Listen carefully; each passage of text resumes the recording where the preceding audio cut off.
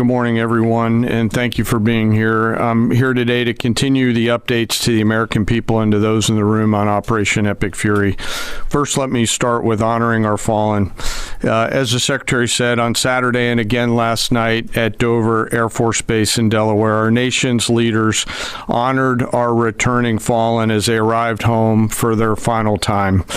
Last week, I shared a few of the names, and today I want to share the rest. Major Jeffrey O'Brien and Chief Warrant Officer 3 Robert Marzan were the final two fallen to return home, and members of the U.S. Army Reserve's 103rd Sustainment Command out of Des Moines, Iowa. Last night, as the news has been reporting, we honored the return of Staff Sergeant Benjamin Pennington of the U.S. Army's 1st Space Brigade from Fort Carson, Colorado. When I met Ben's family last night, his mom, his dad, and his sister, they showed me a drawing that Ben had made when he was in kindergarten. It was clear all the way back then that Ben wanted to do one thing in his life, and he wanted to serve his country and be a soldier. And to the Penningtons, just know how Ben was absolutely a great one. And finally, Major Sorfleet Davies, who returned home this weekend after sadly passing away from a medical condition while on duty in Kuwait. We welcome him home as well and mourn with his family. To the families and the families of all of our fallen, we share in your profound grief.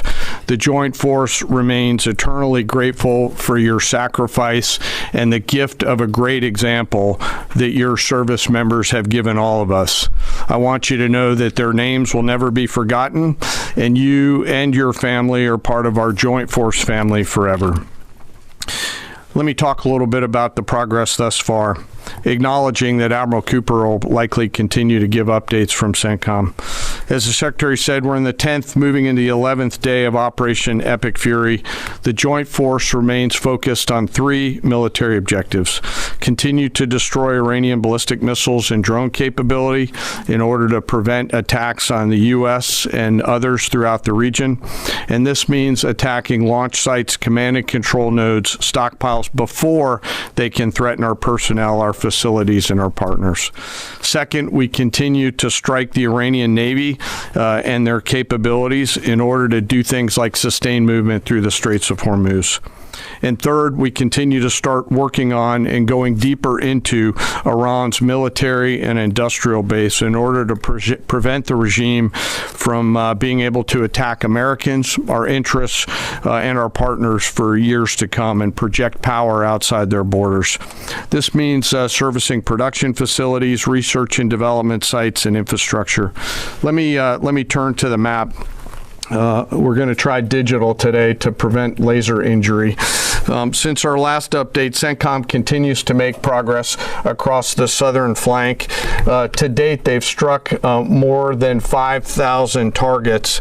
U.S. Strategic Command bombers recently dropped dozens of 2,000-pound GPS-penetrating weapons on deeply buried missile launchers across the southern flank.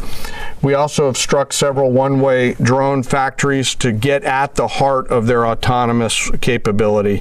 And of course, alongside our regional partners along the southern flank, continue to execute intercepts against one-way attack drones using fighters and attack helicopters.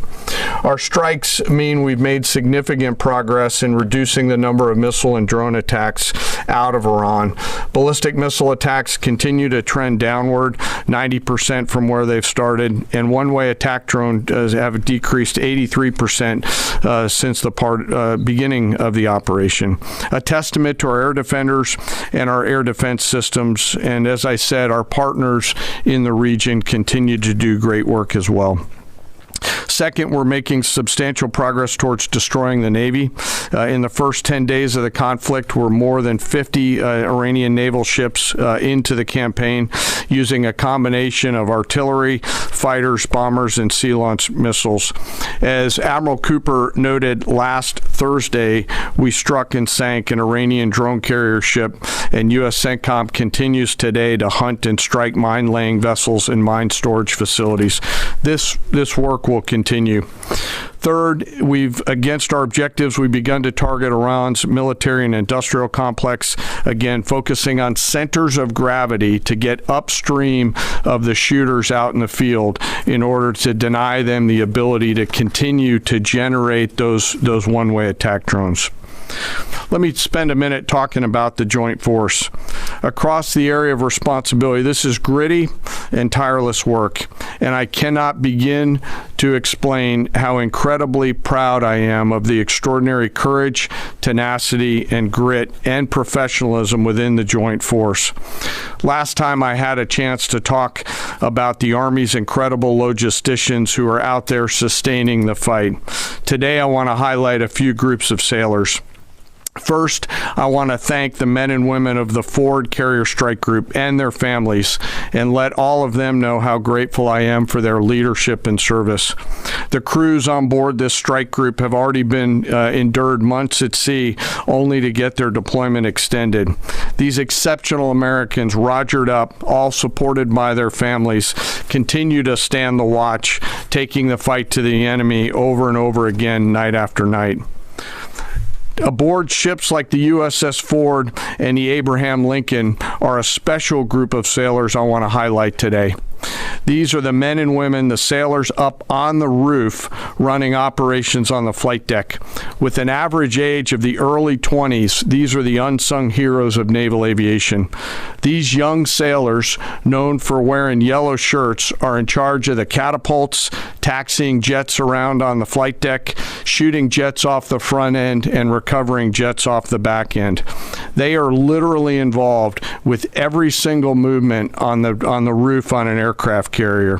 They are the last ones that a naval aviator sees before getting shot off the front end, and the first one that a naval aviator sees after safely trapping on the back end. And just for a minute, imagine you're standing on that aircraft carrier flight deck. There's 30 knots of wind in your face. The deck is slippery, covered in grease. It's noisy. There are propellers spinning. There's jet blast everywhere. The helicopters are running. Your head is on a swivel, and you're trying to direct a multi-million-dollar fighter into a 1-foot square box so that those naval aviators can be shot off into the black of night to go do America's work. Those jets are fully loaded with missiles and bombs, and they are a world-class team combined with the naval aviation and the aviators in those jets. This beautiful symphony of American spirit is the definition of perfectly organized chaos. And these crews do it every single time the carrier is at work. Oh, by the way, in the middle of the night, and oftentimes in the pouring rain. These are dedicated young people who take the road less traveled to serve their great nation, doing the deeds that we need them to do. America's enlisted force is the pride of every nation's military, certainly ours, and the envy of every other one as well. Each and every one of them out there across the joint force are extraordinary, and in particular today I want to highlight the yellow shirts. Ladies and gentlemen, our work continues. It'll continue to be difficult. I ask every American to keep our deployed force and their families in our thoughts. Combat deployments can be tough on the force and the families, and it's important that we continue to remember that. I remain deeply humbled by the 2.8 million members of the Joint Force, and I'll end where I started, and that's remembering our fallen and their families whose sacrifice will be felt forever.